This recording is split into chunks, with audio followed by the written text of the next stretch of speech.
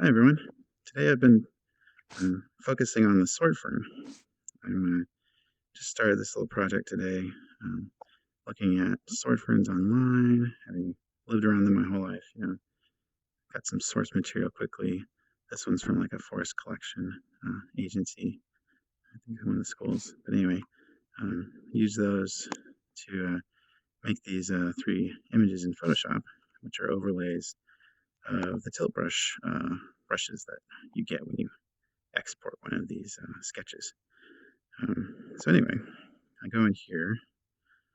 I've got this one is tied up to and named after oil paintbrush, and then this is the live one, the dead one, and the young one are both going to be ink. So basically, you're going to be painting with an oil paintbrush here. This guy.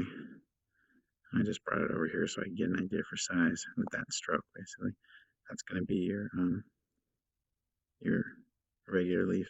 You use a lot of those. And then you're going to have some of these dead guys down here. That's ink. And then we'll use a different color of ink for this. I've been using these brushes because they create normals on both sides of the plane. So I export to Blender anyway. And they select every time you make a stroke. It's picking one of these guys just randomly. So you get some nice just randomization right off the bat. You don't have to worry about it too much. So anyway, I'm playing around here with this model, seeing what this looks like. Kind of looking at some of this stuff just to get an idea for it. But I'm about set up now to create a whole host of these. So let's just grab a brush picker and start creating.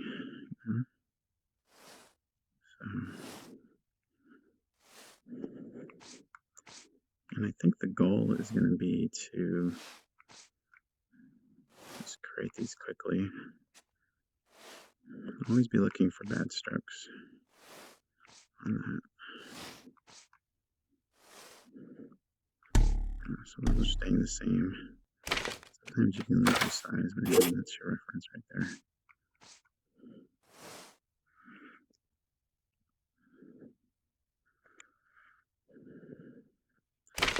And then it's really fast color. Got the ink one of that color. Now when I export this to Blender, all of the ink strokes that you make are going to be one object. And if you'd like them to actually change brushes, you're going to have to be able to select them more easily. So I'm going to try to keep these two fairly separate. And I should be using a different brush, different colors, whatever, but I haven't gotten there yet. Anyway, so I'm just going to be aware of it. So these are all dead. Sure.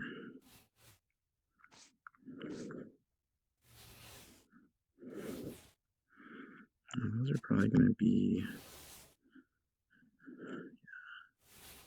if you see them like that, they're probably going to start looking warped and messed up.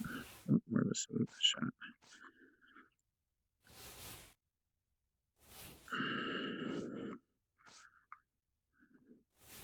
Anyway, there we go. Put these in, make some more. And then for our other ink brush, let's see.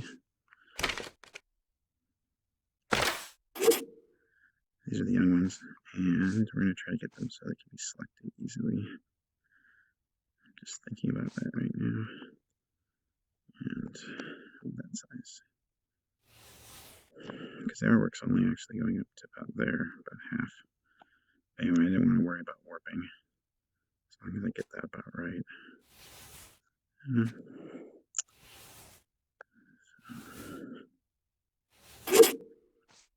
This is going to be one of those four young ones.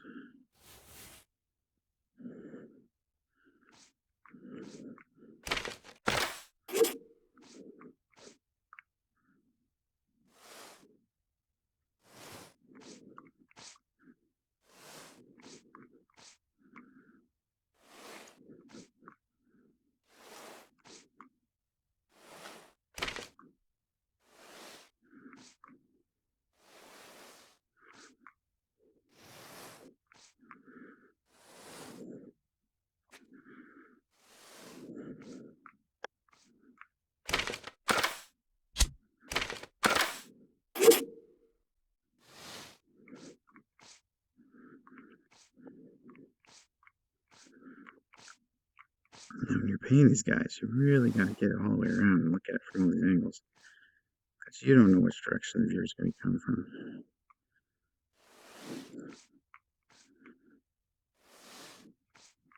Okay, I like that. It's fast.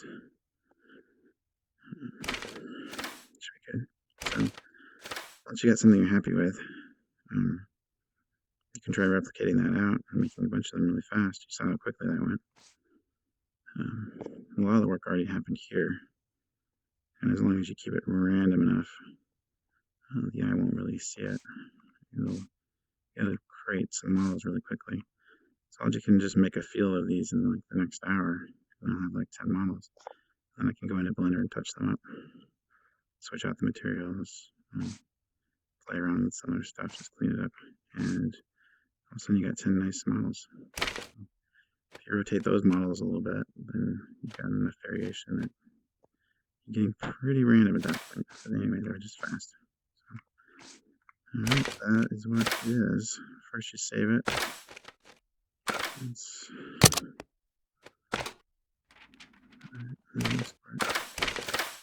take a look at what that looks like.